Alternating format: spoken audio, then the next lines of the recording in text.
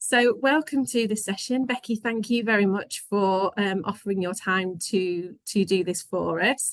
It's a really interesting topic and I'm really looking forward to hearing more about it. Just to say, you have written a case study in a blog for us too, haven't you? So what I will do is I'll post the links to access those in the chat, and also you will get a follow-up email with this recording in too, so you can read more around certain aspects that Becky will be talking about in this session. So without further ado, Becky, I'll let you introduce yourself and go with the session. Thank you. Lovely, thank you very much. So hi, I'm Becky, and my setting is Tiny Tots Nursery in Bolsover. I have owned this setting coming up to 9 years now, and managed it for a few years before that. So over the years, we've made some massive changes to the setting, and a lot of this has come from sort of like lockdown, and obviously everybody had a really tough time during lockdown, and this is something that's such a positive it's had such a positive impact. So even if you can't do the accreditation like we've done, just bringing in some of the little like snippets from the sort of Hugo in early years sort of accreditation and work could make some really big changes for your children and for your staff. It's had really positive impact on our staff. So I'm going to discuss about what Hugo means, and how you can bring it into a setting with some small changes, explore what slow teaching is, what slow teaching means for us, and also the benefits of involving nature and looking into like self and co-regulation. So it would be lovely if any of you didn't mind putting your cameras or mics on to contribute at any point if I ask any questions, but feel free to just watch. That's absolutely fine. So move on. So does anybody want to take a guess at what Hugo means? Does anybody know much about it? Anyone would like to participate?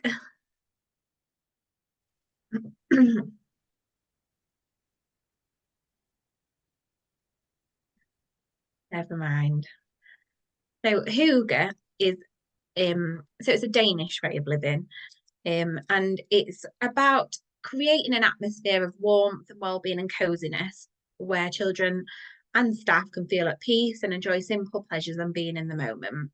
So that's something that we've really brought into our setting. So we do lots of little Hugo activities, which I'll sort of mention on the next slide. Lockdown has had such a huge impact on children's social and emotional development, and this has really encouraged us to do this accreditation in the first place. And obviously technology has created such a virtual world for most of these children that we're working with. A lot of children might have iPads, have time spent watching the TV, and I think since lockdown in particular, a lot of people aren't getting outside as much because we got so used to being cooped up inside. So from introducing this into our setting, children are so much more present, and they're heard, and they're sort of developing an appreciation for the natural world as well. So some of the things that we've done in our setting to create a more homely environment, to reduce chaos, bring calm and support emotional well-being, include bringing more soft furnishings. So this little area is our preschool role play area. So some of the things that are there have been donated, so like the coffee table in the middle, the rug, things like that. We're really trying to bring more homely things in. As you can see, there's no display boards up in that room anymore. I think there might be one up in there still. We've got rid of a lot of display boards and replaced them with picture frames, to just bring more of a homely feel into the setting so that children feel at ease as they're coming into the nursery. And then a lot of the things in the pictures, rather than having display boards with the children's artwork in, we've put those into picture frames. We've created more areas for Hugo activities. So Hugo is those sort of activities are sort of things like baking, having little conversations together, just little quiet times, maybe yoga, and time to work on those activities and not rushing from one activity to the next. So we've really sort of scaled back on our structured routine, and we've got much more of a free flow routine. We've got more homely decorations. So like I said, children feel at ease when they're coming in. And when children feel at ease when they're coming into the setting and they're not feeling like they're in more of a school environment, they feel more at home. That's when we've noticed that children are much more likely to sort of express their emotions and co-regulate with the adults that are in our setting. So we're also doing Curiosity Approach accreditation at the moment, and one of their sort of statements, what they use quite often, is about settings becoming an extension of the home instead of a watered down version of school. And I think that's lovely for these children. They're so young, some of them that are coming into settings. I don't know about you guys, what age your settings are, but obviously we have them from babies. So it's really important for us, for our children to feel like they're at home when they're here, because a lot of children spend such a long time in our settings.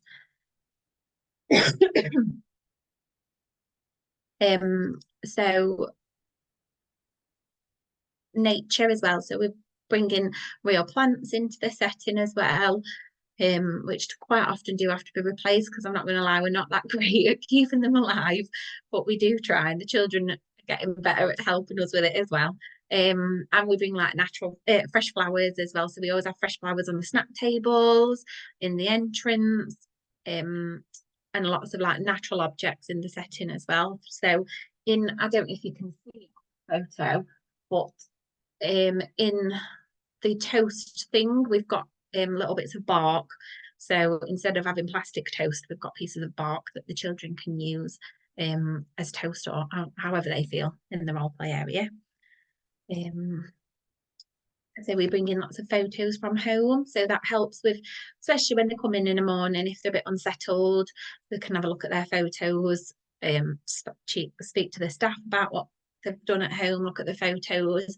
In our entrance area, we've got a Tiny Tots community display, so it's got all of our children's family photos on there, so as they come into the setting, they can see, they feel part of the community. It's not just this is nursery, that's home. It brings sort of a sense of community as well. I forgot to mention as well with the plants, there's also lots of health benefits from bringing plants inside, which is quite interesting if you look into. Yeah, lots and lots of health benefits from having fresh real plants inside. We've changed the lighting, so we have a lot of natural light, so blinds are open. We have a lot of our big lights off, so as you can see in the background of that photo, we've brought lamps in, just because sometimes, especially in the winter, sorry, especially in the winter, children are coming in, they've probably been dragged out of bed at 7:30, got dressed quickly, they might be having breakfast at nursery, and they're being brought in, and then if we've got really, really bright, garish lights as soon as they walk in, it can be quite unsettling for some of the little ones. So we're not using the big lights anymore. We're bringing a lot of lamps in, and it's just, again, just helps children feel settled. Sorry, bear with me.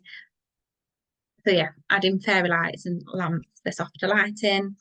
We've got lots of little reading and cozy nooks, which are really good for sort of creating communication friendly spaces, because sometimes children don't necessarily want to have a conversation with you when they're really busy in the role play area, or if they're running around, or if there's lots of other children. But by creating little nooks, so if you can see in the background, there's a little den. We've got little nooks outside. It just allows children to have time to take themselves off somewhere, away from the chaos. So even though I'm saying that we try and do all this to create a calm setting, there's still periods of time where it is busy and noisy.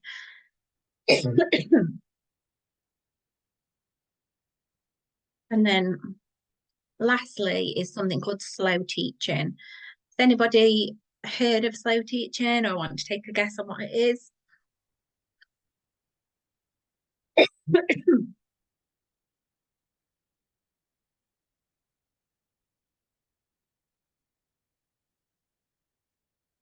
So for us, slow teaching is sort of letting the children lead, basically, and really slowing down and not rushing children through childhood. So this really good book, which I think is in one of my blog or the case study, about the unhurried child. And it's not just about rushing through the day and rushing through transitions. It's all been about sort of not rushing through childhood and not forcing them to be ready for that next stage of learning all the time, and just really slowing down and letting children lead and recognizing the stages that children need to go through before they can do things. So a few years ago in our setting, we created a list of every single piece of paperwork that we used. And as a team, we discussed the impact of that paperwork, which, to be honest, a lot of that impact of that paperwork was stress. We didn't actually find that much benefit from some of the pieces of paperwork that we were using, and that included our planning. So we don't do any pre-planning. We do all sort of in the moment planning, and this has had such a positive impact on the team. If it's sort of less pressure, and then obviously that means that it's more time spent with the children, so we're not being distracted. So that's one of the first things for slow teaching. It's following the children's interests and not planning things that they're not going to be interested in. So observing before interacting, that's been really useful. I don't know if anybody else had joined the Julie Fisher training a few months ago, and she looked at not interfering with children but interacting. So observing the children's play, seeing how you can become part of their play rather than going over and say, oh, what are you doing? And things like that, and disturbing the children's play. So following the child's lead and just letting them lead that play. So all of our planning is sort of in the moment, and it responds to children's interests and needs in that moment, as opposed to things that we've pre-planned. Focusing on process over product. So we have continuous provision out through the setting, which I'm sure a lot of people do. And that includes in our craft and messy play areas. So quite often the painting area will end up, paints are all mixed together. It becomes more of a large scale painting. So we're not always looking at the end result. It's more about the process and what children are learning during that process, rather than rushing to create, say, hundreds of Mother's Day cards. It's the journey that the children have gone through during that activity, and what they've learned from it. So we really celebrate the process rather than the end product. And we do things like transient art. So we've got like empty photo frames and sort of little loose parts, some like natural materials.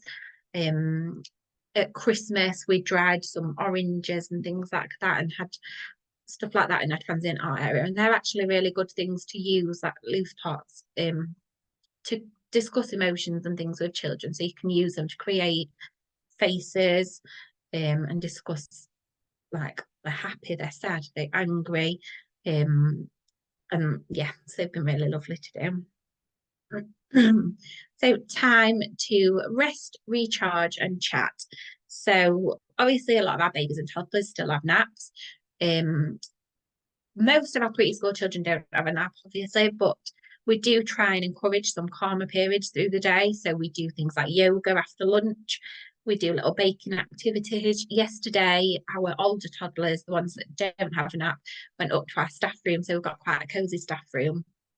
They went up to our staff room and sat and had a hot chocolate, because it was really miserable yesterday and it was quite cold. So they took a group of them up to the staff room, made some hot chocolate and sat in our staff room and just chatted, talked about the weekend and things like that. And it's just lovely to just have that time, for them to just have some calm time without necessarily having a nap. So we obviously allow children to lead their play, but we support things through sustained shared thinking. So it's such a lot of settings probably use this technique without actually realizing it's sustained shared thinking. Because when we did some training on this, we were like, oh, actually we do a lot of that. So staff becoming involved in their play and saying, I wonder what would happen if, or staff making mistakes. That's really great for children to sort of co-regulate with adults and see that staff can make mistakes and things can go wrong, but they can work together to find a solution. And if it doesn't work, then it doesn't matter. They can try something different. And again, that's really good for children's sort of self and co-regulation. have to bear with me with this cough. I've had it for weeks, and I knew it'd come back with a vengeance when I was doing this. So avoiding unnecessary breaks in play. So throughout our setting, we have really free flow routine, and so the children can sort of choose when they want to go outside, in our preschool room, sorry, and in our older toddler room. And we don't have huge amounts of sort of transitions from one thing to the next. We try and really avoid unnecessary breaks in play, just to keep the setting calm. Obviously, there's still periods of time where children have got to stop what they're doing because they need to have lunch and they need to come and have tea, but we do rolling lunch, things like that, just to ease the chaos around those times. We don't change our resources at set times, so with no sort of rush to change topic. We don't plan topics, but we might end up focusing on a topic for a period of time because of children's interests. So recently the children have been really interested in animals and animals features. So we spent ages looking at crocodiles and crocodiles' teeth and all sorts of things. And this topic went on for quite a while, like over a week. There was no rush to change topic because the children were really learning something. They were really enjoying it. They were creating crocodiles. They were researching about it as well, which was lovely. So we try and avoid sort of changing things in the room, because for our children, consistency is so important. So if we're constantly making changes in the setting, they're coming in one day and they've played with something and they've built a tower, and then the next day they come in and the tower's gone. It can be quite unsettling for children, especially we have quite a few children that come from deprived backgrounds. We've got children that have had social care involvement and been through some trauma in their sort of short life already, and coming into a setting and it being consistent all the time for them is so important. So we try and avoid making too many big changes and do it gradually in response to the children's interests instead. So if anyone's got anything else that they'd like to add to that, does anyone else bring anything into their setting like this?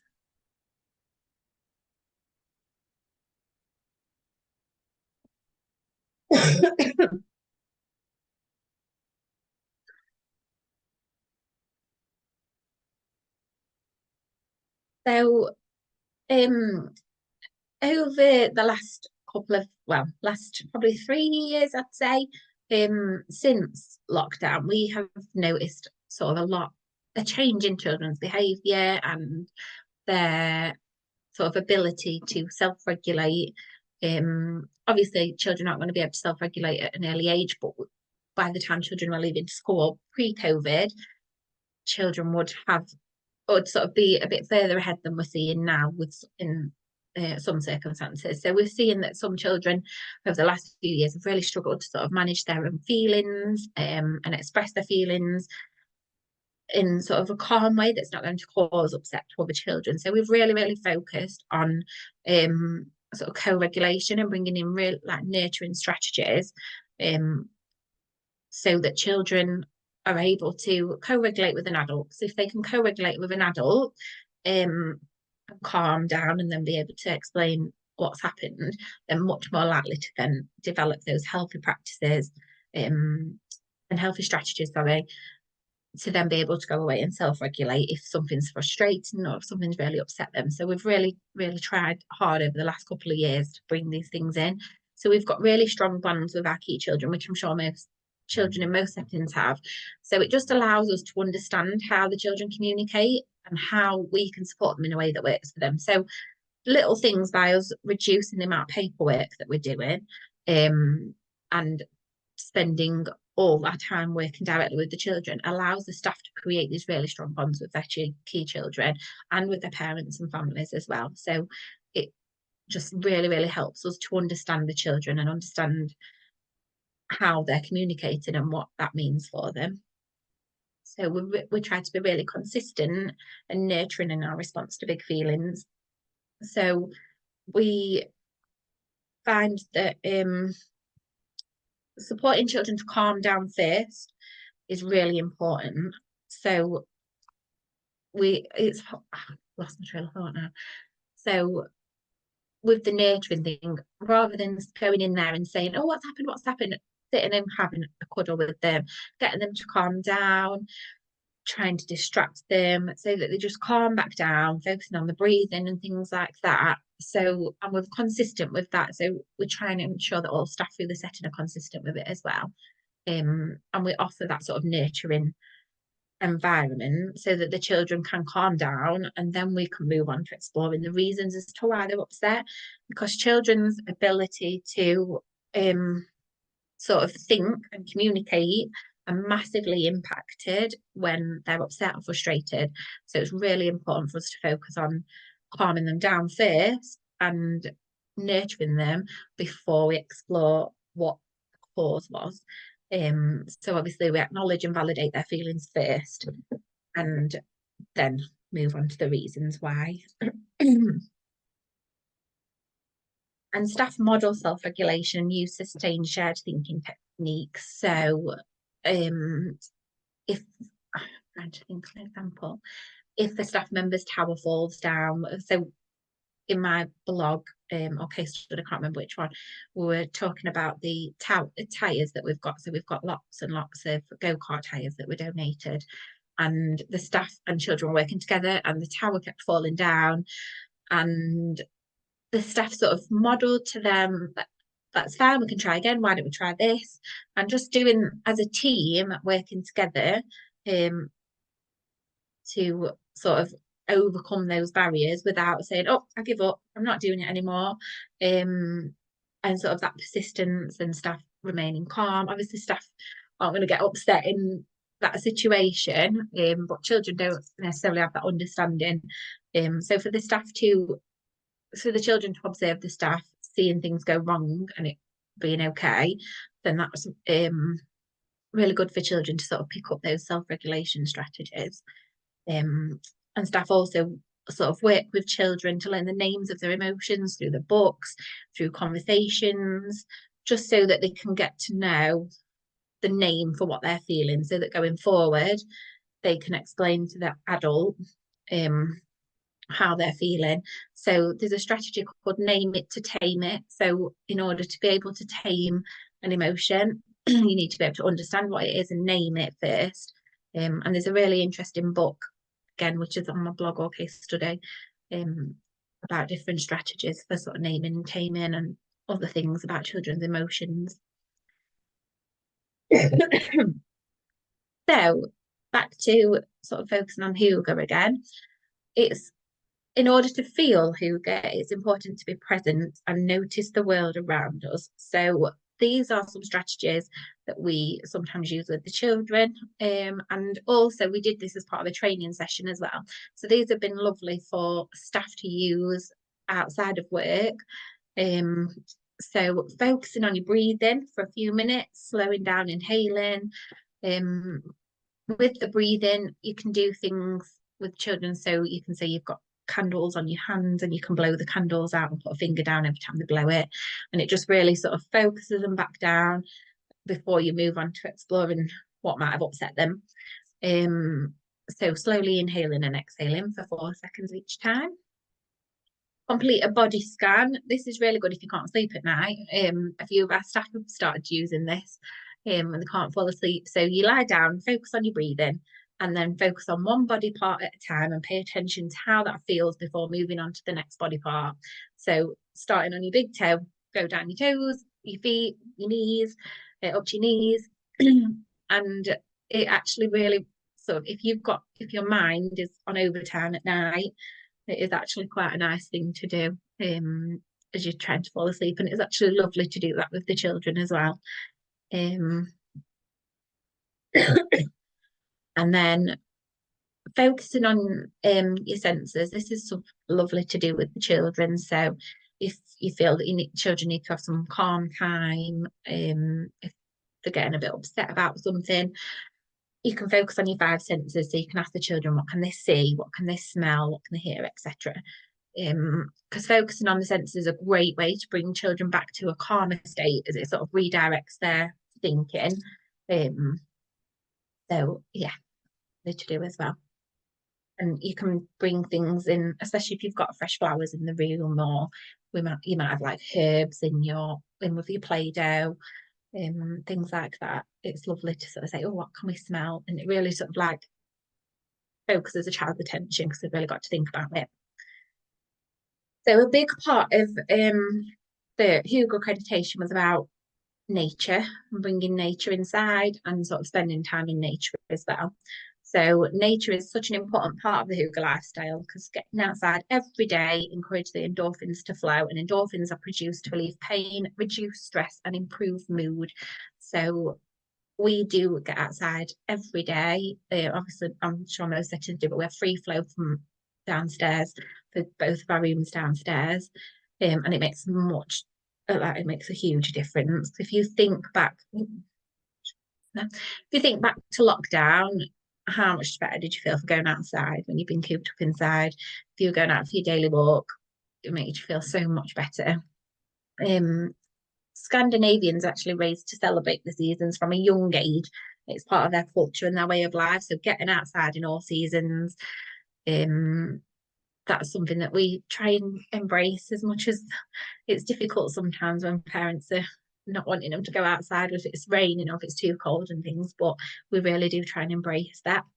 And sleeping and resting outside is common in Scandinavian countries, as it's great for children's health, and our babies and toddlers often sleep outside. So even over the last few weeks, when it's been dry, we've got the children wrapped up nice and warm, and they've had their sleeps outside, and it has been wonderful. The children have slept so well, they're going to sleep straight away and hear the birds. It's just, yeah, it's lovely for them to sleep outside.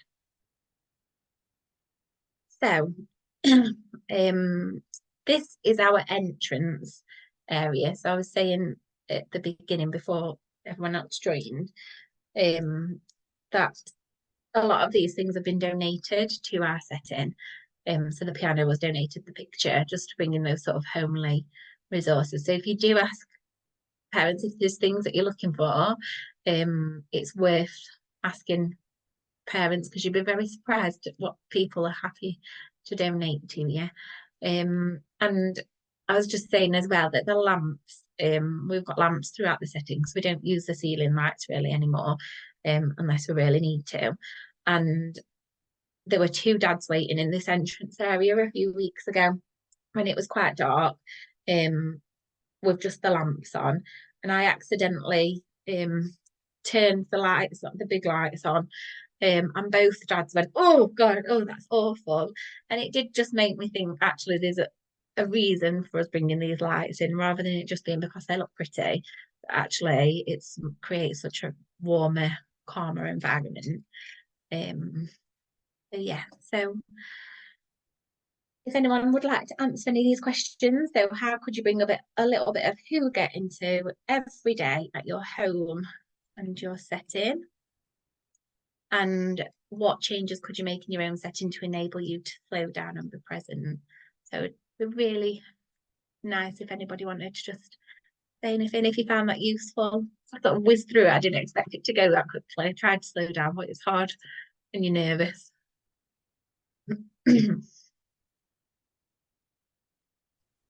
Hi Becky, Seren's put in the chat about spending more in the moment planning.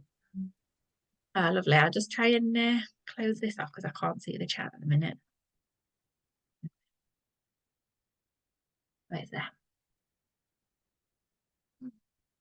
Yeah, the in the moment planning is so lovely. It's the children are just, they respond to it so much better because they're in charge of their learning. And it's just lovely to see that they're still learning from something, even though they're the ones that have made that decision to learn, to choose that topic to focus on, if that makes sense.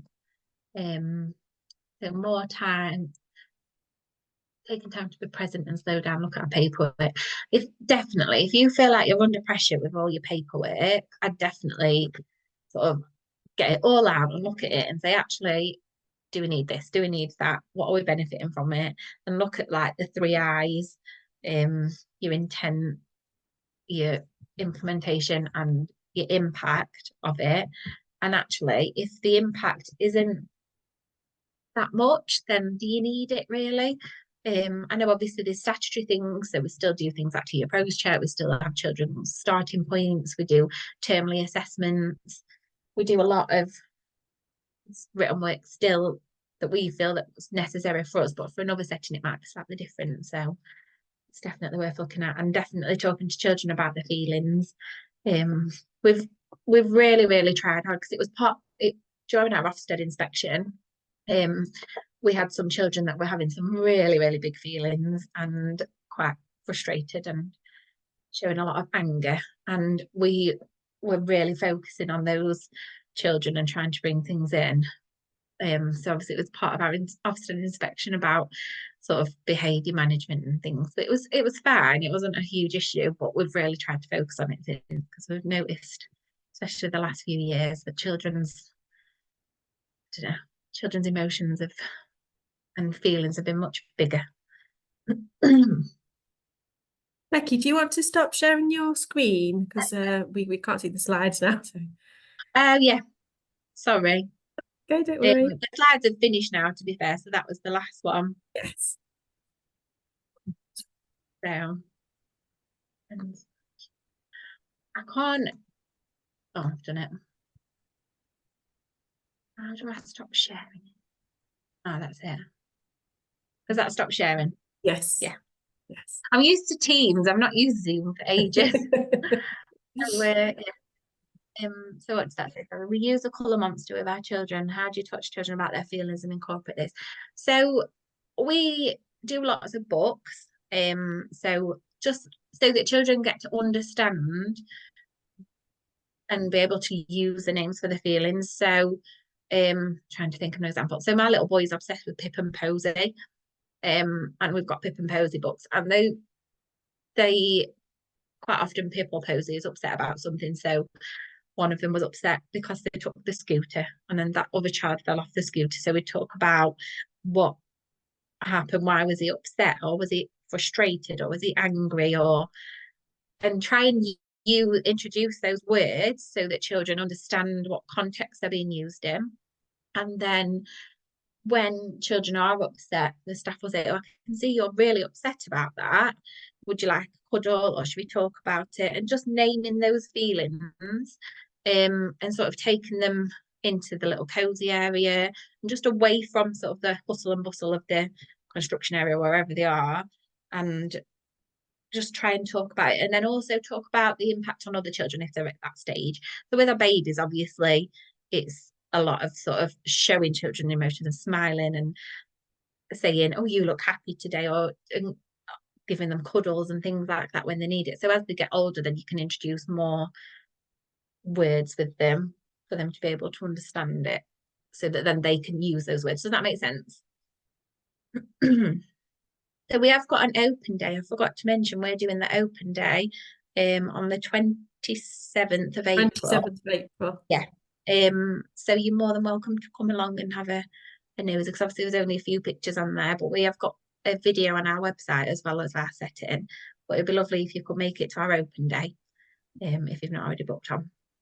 Plug that in there. Thank you. It's a nice segue, because I was going to mention that, so that's brilliant. Thank you, Becky, and thank you for preparing that and your input on the webinar today. Thank you for that feedback, Seren. It's been really helpful to be able to take back to the setting. As I say, you do have a setting visit on the 28th of April. I've posted the link on this chat, and we'll make sure that it's on the YouTube link as well.